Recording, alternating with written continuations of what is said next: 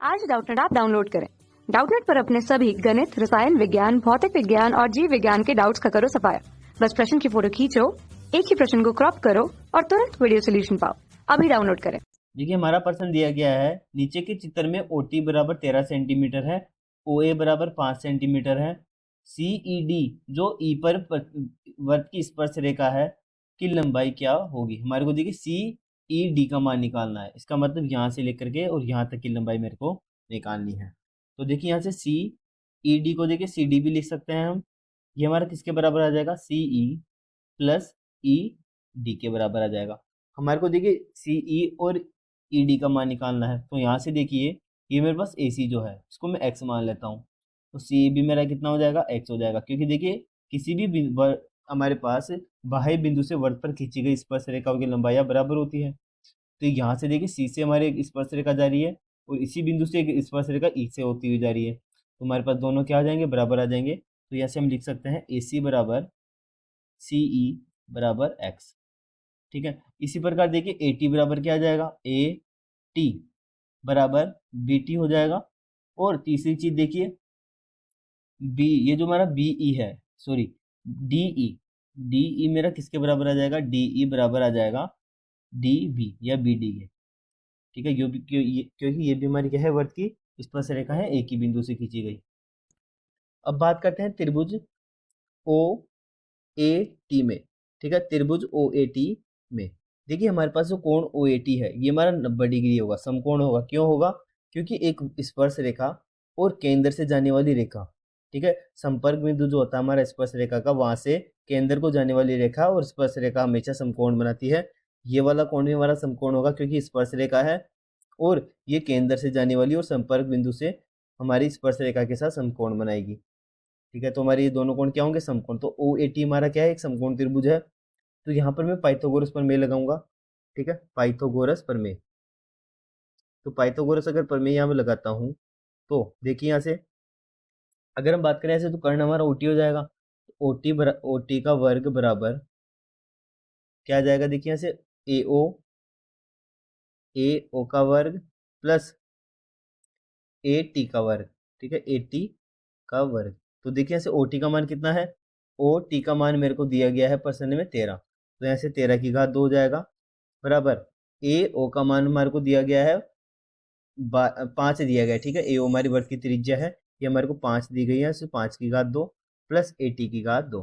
अगर मेरे को AT की घात 2 का मान निकालना है तो कैसे निकालेंगे, ठीक है, 13 का वर्ग 169 होता है माइनस 25। ठीक है, तो AT की घात 2 यहाँ से आ जाएगा मेरा 144। AT यहाँ से कितना आ गया, देखिए √144, यानी AT बराबर आ गया 12। ठीक है, यहाँ रूट निकालेंगे तो ये 12 सेंटीमीटर आ जाएगा। ठीक है, अभी हमारे पास AT का मान निकल गया। ठीक है, यहाँ से लेकर के यहाँ तक का मान निकल गया। अगर मैं यहाँ से CT का मान निकालूं, ठीक है, CT का मान क्या आ जाएगा, देखिए CT बराबर, CT को हम लिखेंगे AT माइनस, AT में से अगर मैं माइनस कर दूं, देखिए यहाँ से AC। ठीक है, AC, और हम जानते हैं AC हमारी किसके बराबर है, देखिए AC और CE हमारी x के बराबर आ रही है, तो यहाँ हम क्या लिख देंगे, CT बराबर, ठीक है, AT माइनस x। ठीक है, तो यहाँ से देखिए AT का मान हमारे पास कितना निकला, 12 निकला, तो यहाँ 12 रख देंगे तो CT बराबर 12 माइनस x आ जाएगा। ठीक है, अब देखिए हमारे पास CT का मान आ गया, तो हम त्रिभुज लेंगे, त्रिभुज, ठीक है, CET में, ठीक है, त्रिभुज CET में, CET में, ठीक है, ये हमारा कौन सा त्रिभुज होगा। अगर हम बात करें, हमारी CED हमारी क्या है, स्पर्श रेखा है और ये केंद्र से जाने वाली रेखा है, तो ये हमारी समकोण होगी। ठीक है, तो यहाँ से देखिए CET, कोण CET बराबर, कोण CET बराबर, कोण CET बराबर CEO, कोण क्या हो जाएगा, CEO बराबर समकोण। हमारा तीनों क्या होंगे, समकोण होंगे।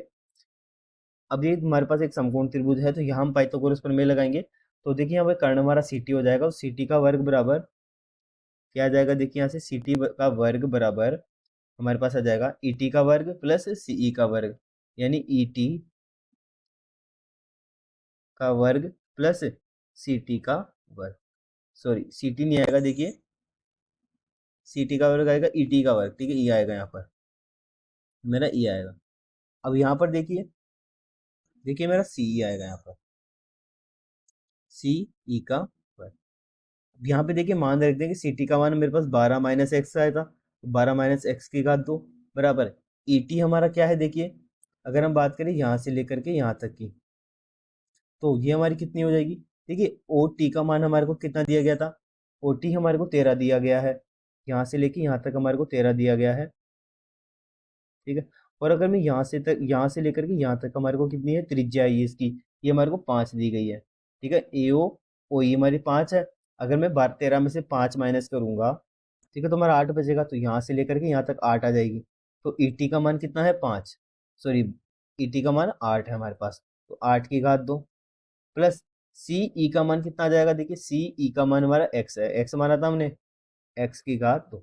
इसको हल करेंगे तो देखिए ऐसे इसका वर्ग करेंगे, 12 का वर्ग 144 प्लस एक्स का वर्ग माइनस 24 एक्स, ठीक है, 2 ए एक्स होता है, 2 गुणा 12 गुणा एक्स, तो ये हमारे पास आ जाएगा यहाँ से 24 एक्स बराबर 8 का वर्ग देखिए 64 प्लस एक्स की घात 2, ये हमारा एक्स की घात 2 से एक्स की घात 2 कट जाएगा, तो यहाँ से देखिए माइनस का 24 एक्स बराबर 64 माइनस 144, तो देखिए इसे माइनस का 24 एक्स बराबर हम इसमें से माइनस करेंगे, ठीक है, 144 में से हम 64 माइनस करेंगे, तो ये तो हमारा 0 हो जाएगा, 14 में से 6 गया तो हमारा 8 बचे, ठीक है, ये हमारा 8 बच जाएगा, तो 80 आ गया हमारे पास, तो देखिए यहाँ 80 आ जाएगा, एक्स का मान कितना आ गया, देखिए माइनस का 80 आएगा ये, ठीक है, तो 80 बटा 24, देखिए माइनस से ये माइनस का आएगा, माइनस से माइनस कट जाएगा, ठीक है, तो यहाँ से एक्स का मान कितना आ गया, देखिए इसको 2 के फाड़े से काटेंगे,